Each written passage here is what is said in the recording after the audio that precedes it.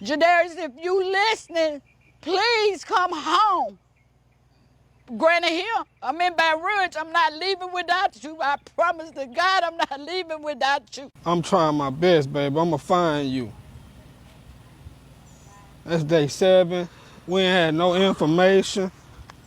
All I want is my baby. I'll give anything for my child. First at 6 o'clock, the search for the body of 15-year-old Ja'Derrius Minnieweather is now underway at the North Landfill. Today, Baton Rouge Police and the FBI providing an update on the search. News 2's Haley Jefferson's joining us live from BRPD headquarters with the latest. Yeah, Michael, the multi-agency search is entering a new phase as they tackle the North Landfill in hopes of finding the body of 15-year-old Ja'Derrius Minnieweather. There is a neighborhood in Baton Rouge, Louisiana, that the people who live there call Ghost Town. Not because it's abandoned, not because nobody lives there, because it's theirs. A tight stretch of the city off Scenic Highway where people know each other's names, where kids grow up running in and out of each other's houses, where a 15-year-old boy can walk out his front door on a Friday afternoon and nobody thinks twice about it. That Friday was the 5th of June, 2026. Ja'Derrius Minnieweather left home to check on a friend, a 16-year-old girl he'd known for years, someone he genuinely cared about. He walked out that door, and the people who loved him never saw him walk back through it. What followed was 74 days, 4 federal agencies, a 400-acre landfill, and more than 3,500 tons of garbage standing between a boy and the people trying to bring him home. This is what happened. If stories like this matter to you, cases that don't make national headlines until they're already over, subscribe. We cover them here. Ja'Derrius Minnieweather was 15 years old, 4 feet 7, about 98 pounds, black dreadlocks, brown eyes, the kind of kid who paid attention to the people around him, who noticed when something was wrong, who didn't look away when someone he cared about needed him. He lived in the ghost town area of Baton Rouge, a working-class neighborhood where community meant something real, not a word people threw around, an actual thing, neighbors watching out for each other, word traveling fast when something wasn't right. Ja'Derrius had a close friend, a 16-year-old girl who lived nearby. They'd known each other long enough that she was part of his circle, the kind of friend you check on, not because you have to, but because that's just what you do. And there was something happening in her life that he couldn't ignore. There was a man. His name was Maurice Parms. He was 51 years old enough to be these teenagers' father, old enough to understand exactly what he was doing and exactly why it was wrong. None of that stopped him. Parms had inserted himself into this girl's life gradually. He was sending her money, for food, for rent, for things she needed, positioning himself as someone who was helping her, building himself into her world slowly, carefully, the way someone does when they know what they want and they're patient enough to wait for it. When investigators later went through the girl's phone, they found his messages. When they brought Parms in for questioning, he was almost casual about it. Yes, he knew she was 16. Yes, he had kissed her. Yes, he had been sending her money. Ja'Derrius's disappearance remains under investigation by the Baton Rouge Police Department. While investigating his case, police say they came in contact with the 16-year-old girl and searched through her phone. Police allegedly found messages of the minor communicating with 50-year-old Maurice Parms. He was arrested Wednesday for indecent behavior and computer-aided solicitation. Police have not said whether Parms is connected to Ja'Derrius's disappearance. Another search party for Ja'Derrius is scheduled for tomorrow. But he told them he just wanted to help her. That was not the whole truth. The full picture came out later, in a statement the girl gave investigators in August. She told them Parms had first approached her when she was 15. She said he made it clear that his help came with conditions. She described what those conditions were. She described sexual abuse.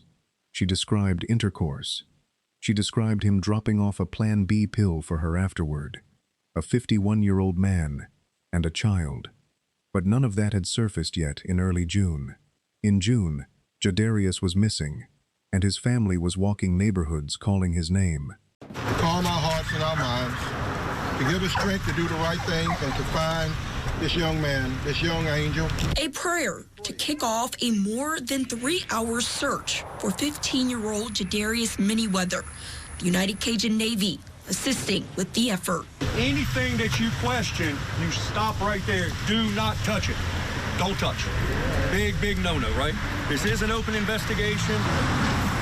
Family, friends, and members of the community combed through property off Scenic Highway, later traveling over the river to search along the levee and near the river. We was all over this mother today, Ja'Derrius. We ain't stopping until we find you, till you come home, Ja'Derrius. Several of Ja'Derrius' cousins pleading to get him back home. I will, y'all, you come back home to your mama and your dad and all your family members. Josh Gill, incident commander with the United Cajun Navy, says today they were able to eliminate 2 large areas. He says they will now go home, look at a map for other potential areas to search, and be right back out tomorrow. Gill says they may not know where he's at, but they know where he's not. We won't stop until he's found one way or the other. We'll continue our social media blast. We'll continue communicating with the parents and the family and the community. We want to find this young man. This search, it ain't over.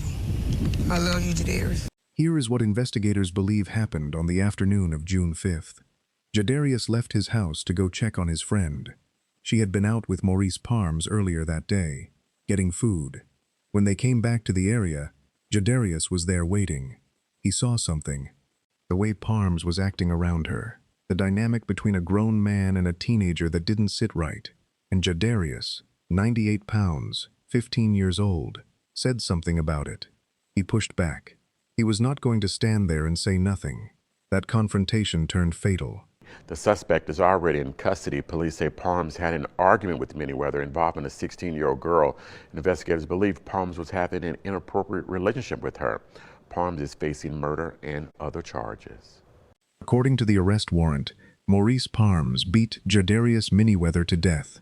A boy who weighed less than 100 pounds, who had walked across his neighborhood because he was worried about his friend, who had done what most adults in that situation would have hesitated to do.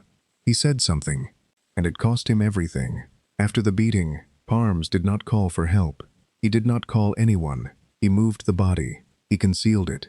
He worked to clean up what he had done. And then, investigators believe it was June 22nd, 17 days after the killing, he placed Ja'Derrius's body inside a residential trash can. That trash can was picked up during the morning collection run, loaded onto a garbage truck along with hundreds of others from across the area, driven to the East Baton Rouge Parish North Landfill in Zachary, Louisiana, and dumped. Minnieweather was reported missing June 5th. Police say the suspect, 51-year-old Maurice Parms, beat the teen to death and put his body in a trash can, which was picked up during garbage collection and taken to the landfill. Leaders say they were told the odds of finding the remains were 12%. Ja'Derrius Minnieweather's family started searching for him immediately. The ghost town community mobilized. His cousins, Bobby Minnieweather, Bobby Minnieweather Jr., Veronica Minnieweather, were out there in the streets, covering ground, knocking on doors, asking questions. The United Cajun Navy came in to help coordinate. This is a Louisiana volunteer organization that deploys after floods and disasters. People who know how to organize a large-scale search and who don't leave when things get hard. Their incident commander, Josh Gill, told the family directly they would not stop, not until Ja'Derrius was found. We won't stop until he's found one way or the other. We'll continue our social media blast. We'll continue communicating with the parents and the family and the community. We want to find this young man. One way or another, teams worked Scenic Highway. They crossed the river to the levee. They moved through neighborhoods block by block, zone by zone, eliminating areas and moving to the next. Meanwhile, Baton Rouge police were running their own investigation in parallel. And 5 days after Ja'Derrius went missing, on June 10th, they made their first arrest. Maurice Parms, charged with indecent behavior with juveniles and computer-aided solicitation of a minor, connected to the 16-year-old girl, connected to everything, but not yet charged with what investigators were increasingly sure he had done. Parms was booked, and then he bonded out. He walked out of that jail while Ja'Derrius's family was still out there in the streets, still searching, still calling his name.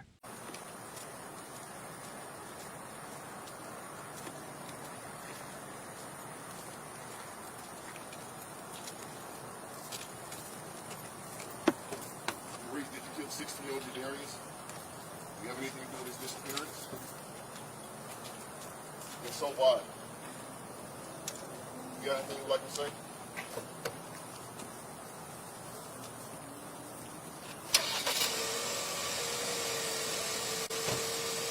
On June 17th, Bripton Mayor Sid Edwards went before cameras and announced a significant cash reward for any information about Ja'Derrius's whereabouts. His name and his face were everywhere. The community was praying for him openly, publicly, loudly. What I want Baton Rouge to know is we lose things all the time. When I lose my glasses or I lose my keys, I lose my cell phone, and there's a panic, and as fast as we can, we got to find it. I'm asking for Baton Rouge for help. This isn't a faceless kid. This kid belongs to somebody. This is somebody's baby. And when Baton Rouge starts rolling the way I want it to roll, and generally it does, it's everybody's baby. We lost a son of Baton Rouge is lost out there. I need to thank everyone who is, and you'll hear from some folks today that have worked really hard to try to locate. But investigators were not waiting on tips. They were moving. Search warrants, surveillance footage, phone records, cell tower data. They were assembling a case piece by piece. And on June 20th, 15 days after Ja'Derrius vanished, they went back for Parms. A search warrant executed at his home, evidence gathered, and then the announcement that changed the public's understanding of everything. Baton Rouge Police Department announced that Ja'Derrius Minnieweather was presumed dead, and Maurice Parms was charged with first-degree murder. The search for a missing boy had become a recovery mission, and the man investigators believed was responsible had been sitting in their sights from nearly the beginning. But finding Ja'Derrius, actually bringing him home, that was a different problem entirely, because he wasn't in a house. He wasn't buried in a field. He wasn't somewhere a search team could walk to. He was in a landfill, 400 acres of it, underneath thousands of tons of waste, in the middle of a Louisiana summer, and the clock had already been running for 2 weeks by the time anyone knew to look there. Before we go further, if you've made it this far, you already know this case is something different. Subscribe so you don't miss what comes next. And if someone in your life needs to hear this story, share it now. You need to understand what a landfill actually is before you can understand what investigators were up against. The East Baton Rouge Parish North Landfill in Zachary, Louisiana, covers more than 400 acres. That is more than 300 football fields laid side by side. Every single day, approximately 1,600 tons of solid waste move through that facility, hauled in by roughly 325 different collection vehicles making their runs from neighborhoods all across the parish. When a trash can goes out on collection day, it becomes part of that system. It gets loaded, it gets compressed, it gets driven to the facility, it gets dumped in a designated section based on which truck carried it, which route that truck ran, and what time it arrived. And then the next load comes in on top of it, and the next, and the next. By the time investigators determined that Ja'Derrius's body had been placed in a residential trash can collected on June 22nd and transported to this facility, weeks had already passed. Weeks of daily deposits. Thousands of tons of material piling up over that section of the landfill while the search teams were still working neighborhoods and the family was still holding on to hope. The question was never just whether they could find him. The question was, how? How do you search something that size? How do you plan an operation with no established playbook, no guaranteed outcome, and a national success rate for this kind of recovery sitting at just 12%? 12%. That number is not a typo. Across the entire country, the documented success rate for recovering a body from a landfill search is 12% or less, which means that in nearly 9 out of 10 cases like this one, the search ends without the family getting what they came for. Investigators were not willing to accept those odds, but accepting them or not had nothing to do with the reality of what they were walking into. The planning phase alone took weeks. Forensic experts had to be consulted. Landfill operations records had to be analyzed. Truck logs, route records, weight tickets, GPS data from collection vehicles. The goal was to take 400 acres and make it smaller, to work backward through the system and identify exactly where, Within that facility, June 22nd's collection from that specific route had been deposited. There was one piece of evidence that made all the difference. Footage from the back of a garbage truck, the kind of camera these vehicles carry to record what gets loaded, captured Ja'Derrius's body being deposited at the facility. That footage, cross-referenced with collection records tracking which truck, which route, and which section of the landfill received that truck's load on that specific day, allowed investigators to take 400 acres and narrow it down to just over half an acre. Half an acre, in a facility the size of more than 300 football fields. That was their target zone. That was everything they had to work with. On Monday, July 13th, 6 weeks after Ja'Derrius walked out of his front door, the formal landfill search began. The conditions were brutal from the first day. Louisiana in July means heat that sits on you. Full protective gear, hazmat suits, respirators, boots, in temperatures pushing past 90 degrees. An active landfill means methane gas rising from the decomposition happening beneath the surface. It means the smell. It means the physical and psychological weight of what the crews were actually doing out there, hour after hour, day after day. The tedious search continues tomorrow morning for the body of 15-year-old Ja'Derrius Minnieweather. That is our top story at 10 o'clock. A team of 70 law enforcement officers from the FBI, Baton Rouge Police, the Sheriff's Office, State Police, even anthropologists from the LSU Faces Lab got started today there at the Baton Rouge landfill. News 2's Haley Jefferson's joining us live tonight explaining why this could take weeks. Michael, officials say this search will be challenging as teams comb through hazardous materials found in a landfill while also facing possible impacts from the weather. For the last 2 weeks, Baton Rouge Police, the FBI, and several other agencies have been planning and preparing how they will tackle a massive search at the Baton Rouge North Landfill, where they believe they will find Ja'Derrius Minnieweather's remains. The landfill spans more than 400 acres, but investigators have narrowed the search area down to less than 1 acre.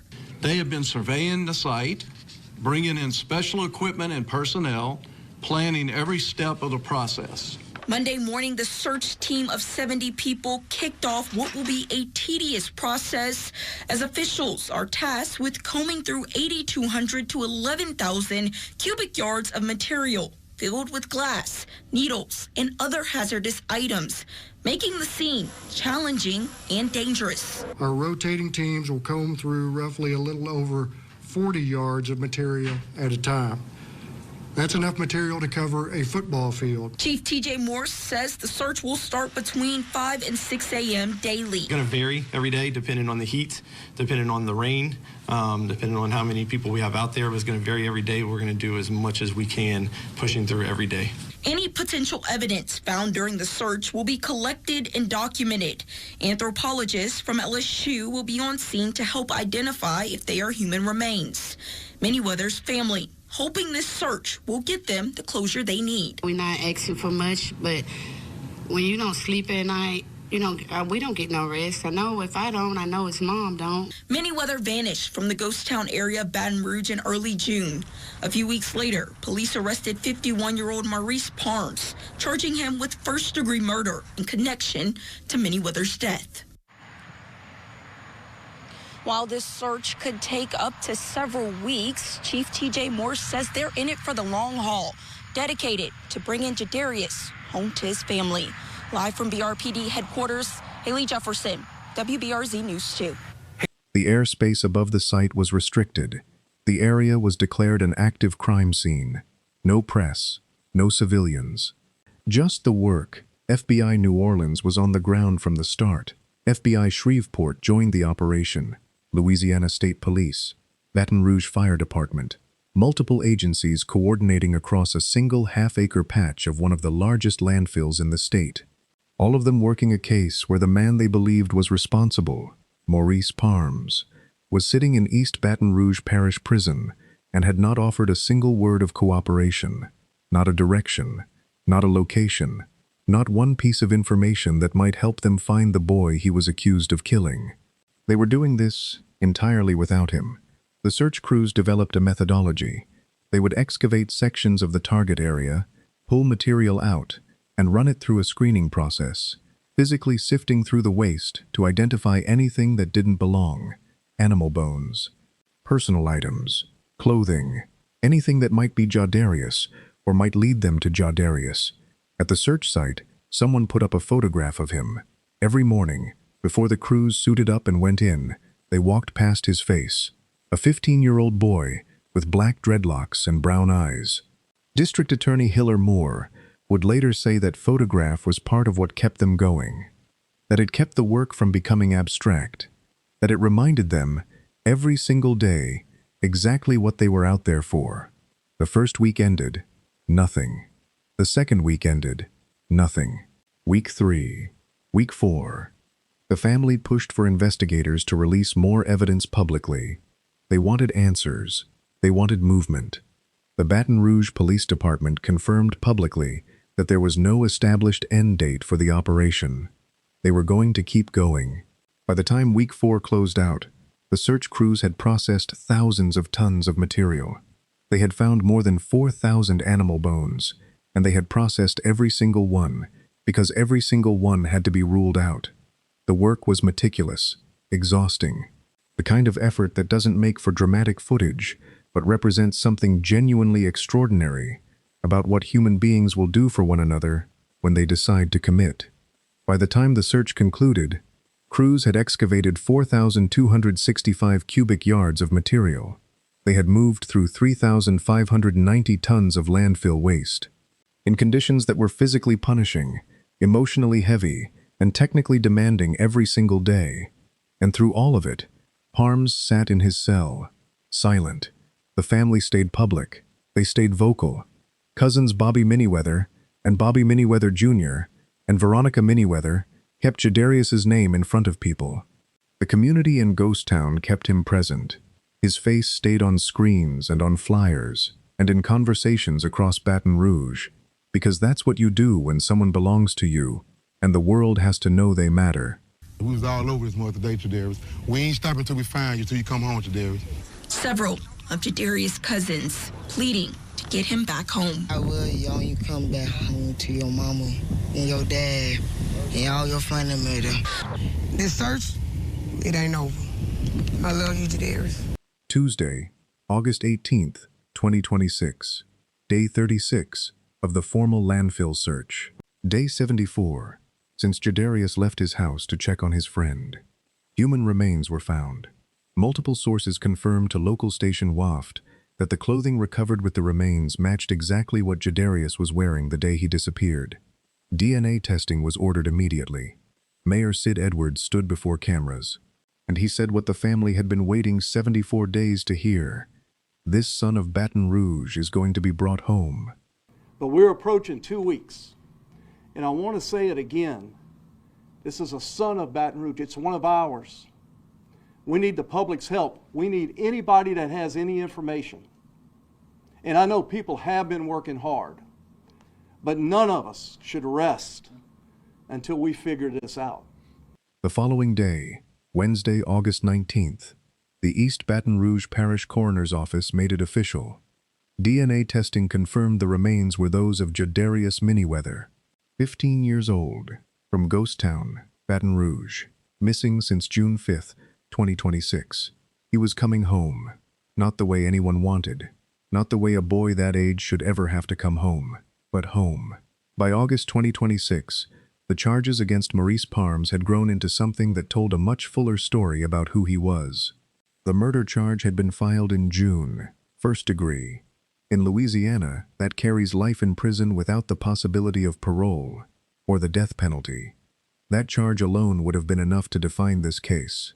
But investigators kept working, and what they uncovered about what Parms had been doing to the 16-year-old girl, the same girl Ja'Derrius had crossed his neighborhood to check on, added layers that made the picture significantly darker. On August 4th, the girl gave investigators a full formal statement. She was 15 when Parms first worked his way into her life. He used money as leverage from the beginning, framing it as generosity, as care, as someone looking out for her when no one else was. He built dependency deliberately, and then he took what he wanted from her. She described sexual abuse in detail. She described intercourse. She described him bringing her a Plan B pill afterward, like it was a routine errand. By August 14th, Parms faced additional charges: second-degree rape, trafficking of children for sexual purposes, and further counts of indecent behavior with juveniles. All connected to that same girl. All connected to the same period of time. All connected to the same man who had never, at any point during the investigation, offered a single word to help anyone find Ja'Derrius. He had walked out of jail on bond after his first arrest in June, while the family searched. He had sat in custody since his murder charge and said nothing, no cooperation, no remorse, no acknowledgement of what he had taken from that community, from that family, from that girl, from a 15-year-old boy who had done nothing except refuse to look the other way. In the courtroom, the case against Parms rested on physical evidence, digital records, cell tower data, surveillance footage, and the girl's own testimony. A detailed account from someone who had lived inside the reality of what he was. The evidence was extensive. The charges were serious, and Parms, by every available account, had done nothing to suggest he intended to meet any of it with anything other than silence. As of the time this script was produced, Maurice Parms remains held at East Baton Rouge Parish Prison. No trial date has been set. He has not cooperated with investigators at any point in this case. Ja'Derrius Minnieweather was 15 years old. He weighed 98 pounds. He wore his hair in black dreadlocks. He walked out of his house on a Friday afternoon because someone he cared about needed him to show up. He saw something wrong happening to his friend. He said something about it, out loud, directly, without hesitation. At 15 years old, he did what a lot of grown people talk themselves out of doing every single day, and it cost him his life. It took a city to bring him home. Volunteers who gave up weeks of their lives, working through impossible conditions. Federal agents from multiple field offices, state police, fire department crews, analysts and forensic experts, working backward through thousands of records to find half an acre in a 400-acre facility. Search teams who suited up every morning in Louisiana summer heat, walked past his photograph and went back into that landfill because they had decided that a 12% national success rate was not going to be the final word on Ja'Derrius Minnieweather. They were right. District Attorney Hiller Moore said his office would pursue this case with everything they had. Mayor Edwards told those search crews that no one had counted on Baton Rouge, that no one had expected them to do what they did. Those crews proved that wrong. That community proved it wrong. That family proved it wrong. But I can tell you, when this thing first started, they came to me and they said the FBI is going to come train us. We're going to be there. And they were so awesome. And I went down to that site and I saw they had Ja'Derrius's picture. For every one of them to see his face every day they went out there. And these let me tell you, it's horrible conditions. 1 inch at a time. What this case leaves behind is not complicated. A child predator used money and access to isolate a teenage girl. A teenage boy refused to ignore what was happening to his friend, and a man who had no business being anywhere near either of those children made sure that refusal had consequences. Ja'Derrius paid for his loyalty with his life. The girl he tried to protect now carries two things she will never be able to put down: what was done to her, and the knowledge that her friend walked into something fatal trying to make sure she was okay. That is the weight this case leaves on everyone who knows it. If there is a child in your life, or in your community, who seems to have a sudden, unexplained relationship with an older adult who is providing money, gifts, or a place to stay, pay attention. That pattern has a name. It is called grooming, and it rarely announces itself clearly until it is already well underway. Ja'Derrius Minnieweather noticed. He acted on what he noticed. The least the rest of us can do is learn to see it too. If this story stayed with you, if Ja'Derrius's name is going to stay with you, share this video. Put it somewhere someone else will see it. Subscribe if you haven't already. Ja'Derrius deserved better. So does every child who doesn't have someone willing to say something. We'll see you in the next one.